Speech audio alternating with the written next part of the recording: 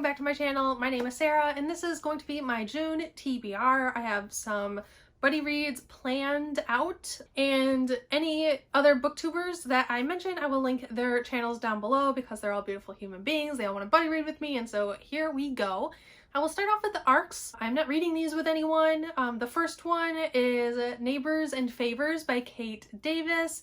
She reached out to me via email and asked if I would give a honest review of her new up-and-coming book. I think it comes out June 6th, but if that is incorrect, I will show the correct date here. And so that's the first one. I am excited to read it. It sounds like some sort of romance. That's pretty much what I know about it so far, but I am excited about it. So here we are. The next arc that I want to read actually came out some time ago, but I am so backlogged on NetGalley that I am going to read some of the arcs that I have so I can get some reviews up on NetGalley and on Goodreads, slowly but surely. I have all of these books on my Kindle now. I was approved for all of them. It's just I would like to catch up before I start requesting again, even though these books are already published. So I picked one because my TBR for this month is already a little out of hand. That's a lie, I picked two.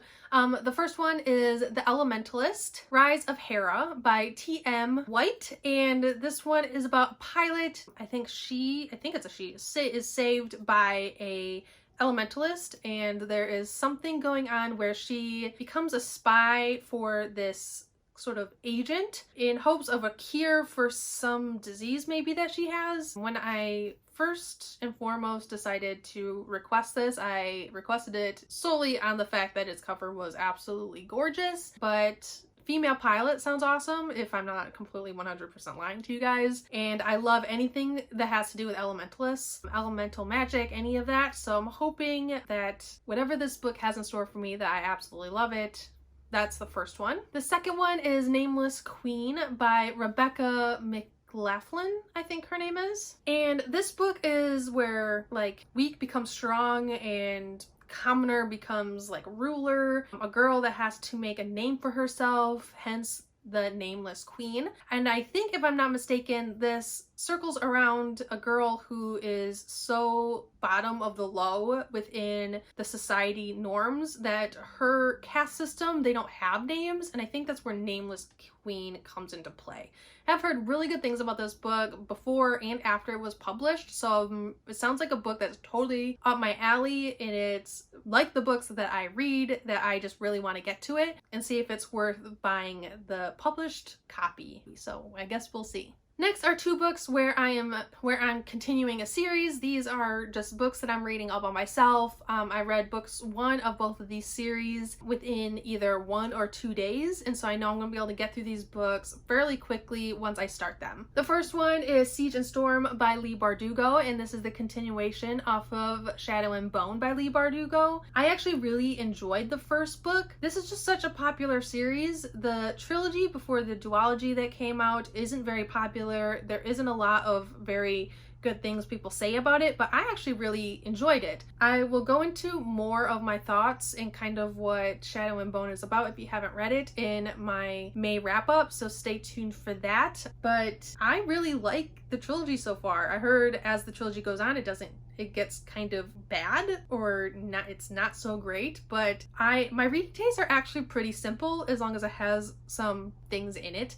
like some action, some political intrigue, a good romance, even a good love triangle. As long as it's done well, like I'm a simple girl. I don't need a lot to be happy. The next one is The Rose and the Dagger by Renee Adia. I finished The Wrath and the Dawn in about 10 hours. I read it all in one sitting. I started it at like 4 p.m. and then finished it at like 2 a.m.-ish, I think, if I remember correctly, and that will also be in my May wrap-up, so stay tuned for that as well. But I went out and bought The Rose and the Dagger. I couldn't find the cover I wanted, but I want to read this so bad that I just decided to get this one. I want the one that has like the dagger, like the actual dagger like on the cover, so yeah, you want that. But this follows basically a girl who decides that she is going to get revenge for a friend that was forced to marry this, I think he's a king or something like that, and then was killed. And this king has to take a wife every single night for a certain amount of time. There's a curse, and so she goes into the palace, she marries this guy, and basically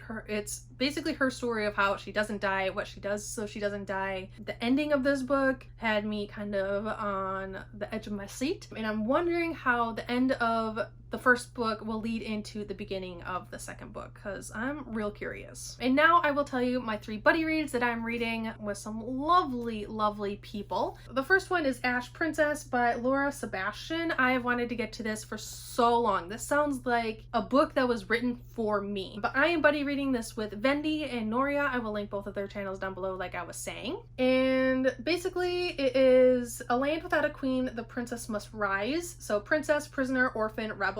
This princess is named Ash Princess. It's a title that pretty much tells everyone that she is a princess that has fallen, and I'm assuming it is her journey into not being an Ash Princess to becoming just a princess.